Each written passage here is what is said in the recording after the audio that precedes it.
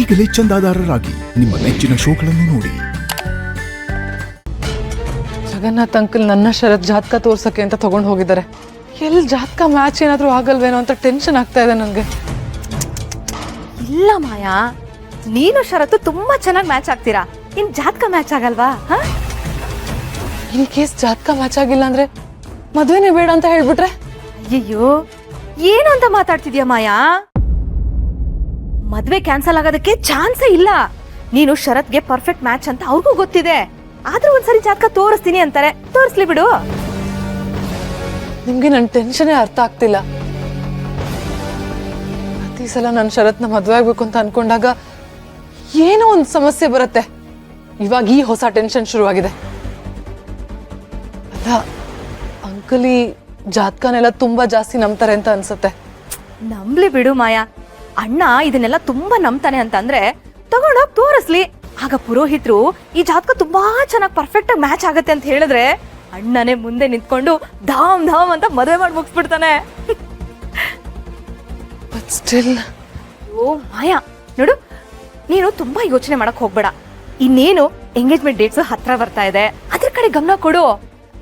ಇಲ್ಲ ನೋಡು, ನಾನು ನಿನಗೆ ಅಂತ ಒಂದ್ ಸೀರೆ ತಂದಿದ್ದೀನಿ. ಈ ಸೀರೆ ಉಟ್ಕೊಂಡ್ರೆ ನೀನ್ ಥೇಟ್ ಮಾಡೆಲ್ ತರ ಕಾಣಿಸ್ತೀಯಾ. ಇನ್ನೇನ್ ಫಂಕ್ಷನ್ಗಳೆಲ್ಲ ಶುರು ಆಗುತ್ತಲ್ವಾ, ಯಾವಾಗಾದ್ರೂ ಒಂದಿನ ಇದನ್ನ ಯೂಸ್ ಮಾಡ್ಕೋ. ತಗೋ.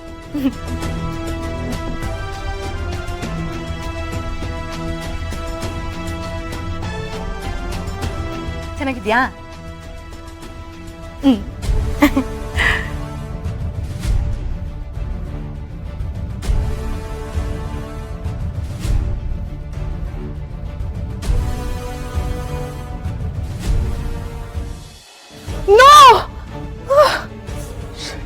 ಮಾಯಾ, ಏನಾಯ್ತು? ಯಾಕೆ ಕಿರ್ಚ್ಕೊಂಡೆ? ಶರತ್ ಇಲ್ಲಿ ನೋಡಿ, ನನ್ನ ಸೀರೆನ ಯಾರೋ ಹರಿದು ಹಾಕಿದ್ದಾರೆ.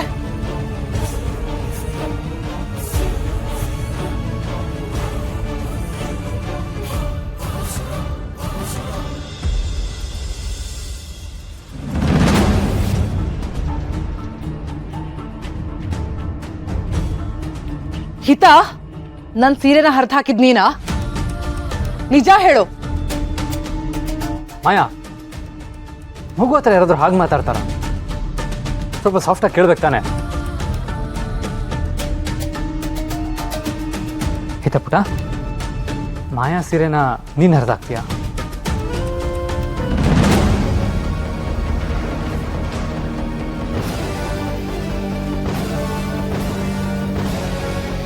ನಾನ್ ಸೀರೆ ತಂದು ಕೊಟ್ಟಾಗ ಸೀರೆ ಬೊಂಬಾಟಾಗೆ ಇತ್ತು. ಈಗ ನೋಡು, ಒಳ್ಳೆ ಇಲ್ಲಿ ತರ ಕಡ್ದು ಹಾಳು ಮಾಡ್ಬಿಟ್ಟಿದ್ದಾಳೆ ಹಿತ. ನನ್ ಥಿಂಗ್ಸ್ ನ ಯಾಕೆ ಮುಟ್ದೆ ನೀನು? ನಿನಗ್ ಪರ್ಮಿಷನ್ ಕೊಟ್ಟವ್ರು ಯಾರು? ಎಷ್ಟು ಧೈರ್ಯ ನಿನ್ಗೆ? ಒಂದು ನಿಮಿಷ ಮಾಯಾ. ಹಿತಪುಟ, ನೀನ್ ಯಾವತ್ತೂ ಹಾಗೆಲ್ಲ ಬೇರೆಯವ್ರ ವಸ್ತು ಮುಟ್ಟಲ್ವಲ್ಲ, ಯಾಕೆ ಹೀಗೆ ಮಾಡಿದೆ? ದಿನೇ ದಿನೇ ಈ ಹಿತನ್ ಕಪ್ಪಿ ಚಷ್ಟೆ ಜಾಸ್ತಿ ಆಗಿದೆ. ಬೇರೆಯವ್ರ ಇಂಪಾರ್ಟೆಂಟ್ ವಸ್ತುಗಳನ್ನ ಮುಟ್ಟಿ ಹೇಗೆ ಹಾಳು ಮಾಡಿದಾಳೆ ನೋಡು. ಶರತು, ಇವಳನ್ನ ನಾವ್ ಈಗಲೇ ಕಂಟ್ರೋಲ್ ಅಲ್ಲಿ ಇಟ್ಕೋಬೇಕು, ಇಲ್ಲ ಅಂದ್ರೆ ಹೀಗೆ ಹಾಳ ಹೋಗ್ತಾಳೆ. ಅಯ್ಯೋ, ಎಲ್ರೂ ಒಂದ್ ನಿಮಿಷ ತಾಳ್ಮೆಯಿಂದ ಇರಿ. ಅವಳು ಯಾವತ್ತೂ ಹೀಗೆಲ್ಲ ಮಾಡದೇ ಇರೋಳು ಇವತ್ತು ಹೀಗೆಲ್ಲ ಮಾಡಿದಾಳೆ ಅಂದ್ರೆ ಅದಕ್ಕೇನಾದ್ರೂ ಒಂದು ಕಾರಣ ಇರುತ್ತೆ ಅಲ್ವಾ? ಏನ್ ಕಾರಣ? ಇನ್ಫ್ಯಾಕ್ಟ್ ನೀನ್ ಇಲ್ಲಿಗೆ ಬರೋದಕ್ಕಿಂತ ಮುಂಚೆ ಅವಳು ಆರಾಮಾಗೇ ಇದ್ಲು. ಇಲ್ಲಿಗೆ ಬಂದ್ಮೇಲೆನೆ ಅವಳು ಹೆಚ್ಕೊಂಡಿರೋದು. ಮಾಯಾ, ಸ್ವಲ್ಪ ಸುಮ್ಮನೆ ಇರ್ತೀಯಾ? ಹಿತ ಹಾಗೆಲ್ಲ ಸುಮ್ಮನೆ ಯಾವತ್ತೂ ಮಾಡೋಳಲ್ಲ.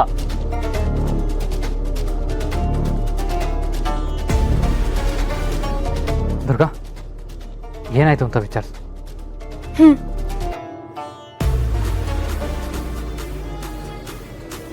ಪುಟ್ ಮೇಡಮ್, ನೀನ್ ಯಾಕೆ ಹೀಗೆಲ್ಲ ಮಾಡಿದೆ?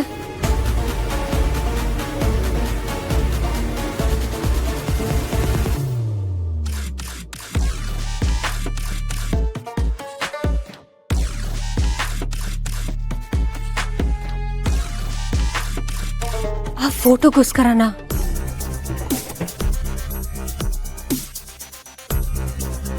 ಫೋಟೋನ? ಏನಾಗಿದೆ?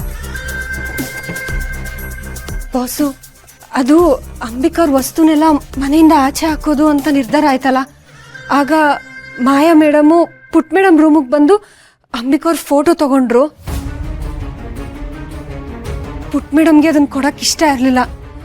ಮಾಯಾ ಮೇಡಮು ಆ ಫೋಟೋನ ತಗೊಂಡಿದ್ದಲ್ದೆ ಅವಳ ಮುಂದೆನೆ ಆ ಫೋಟೋನ ಹರಿದಾಕಿ ಚೂರ್ ಚೂರ್ ಮಾಡಿಬಿಟ್ರು.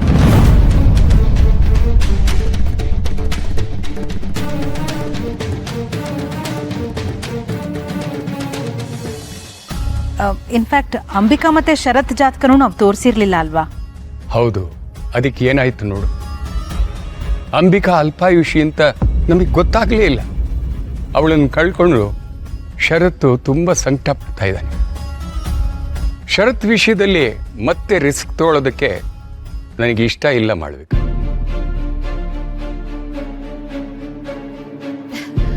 ಅಲ್ಲಣ್ಣ, ನಮ್ ಶರತ್ತುನೇ ಮಾಯನ್ ಮದ್ವೆ ಮಾಡ್ಕೊಳಕ್ ಒಪ್ಕೊಂಡ್ಮೇಲೆ ಈ ಜಾತಕ ಗೀತ್ಕ ಅಂತೆಲ್ಲ ಫಾರ್ಮಾಲಿಟೀಸ್ ಬೇಕಾ?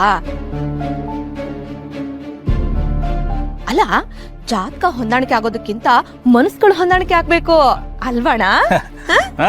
ಹೌದು ಬಾವ, ಈ ಜಾತಕೆಲ್ಲ ಓಲ್ಡ್ ಫ್ಯಾಷನ್. ಓಲ್ಡ್ ಫ್ಯಾಷನ್ ಅಂತ ಸಂಪ್ರದಾಯ ಬಿಡಕ್ಕಾಗುತ್ತಾ ಪ್ರಾಣೇಶ? ಶರತ್ ಮಾಯಾ ಜಾತಕನ ಜ್ಯೋತಿಷಿಗಳಿಗೆ ತೋರಿಸಿದ್ರೆ ಮುಂದೆ ಅವ್ರ ಭವಿಷ್ಯ ಚೆನ್ನಾಗಿರುತ್ತೆ ಅನ್ನೋ ಸಮಾಧಾನ ನಮಗಿರುತ್ತಲ್ವಾ? ಹಾಗಲ್ಲ ಬಾಬಾ, ಈಗ ಯಾರು ಜಾತಕ ತೋರಿಸೋದಿಲ್ಲ. ಆಮೇಲೆ ಜಾತಕ ನೋಡಿ ಆಗಿರೋ ಜೋಡಿಗಳೆಲ್ಲ ಪರ್ಫೆಕ್ಟ್ ಅಂತ ಹೇಳಕ್ಕೂ ಆಗಲ್ಲ. ಈಗ ನನ್ನ ಕಥೆನೇ ಇಲ್ವೇ?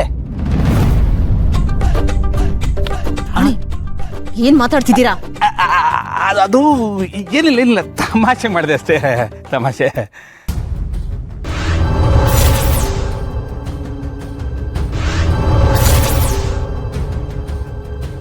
ಯಾಕೆ ಹೀಗೆಲ್ಲ ಆಗ್ತಾ ಇದೆ? ವಶೀಕರಣ ಯಾಕೆ ಕೆಲಸ ಮಾಡ್ತಿಲ್ಲ?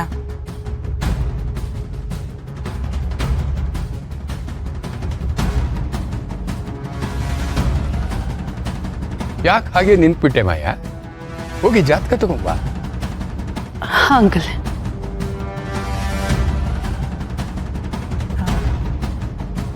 ಒಂದ್ ನಿಮಿಷ ಬಂದೆ.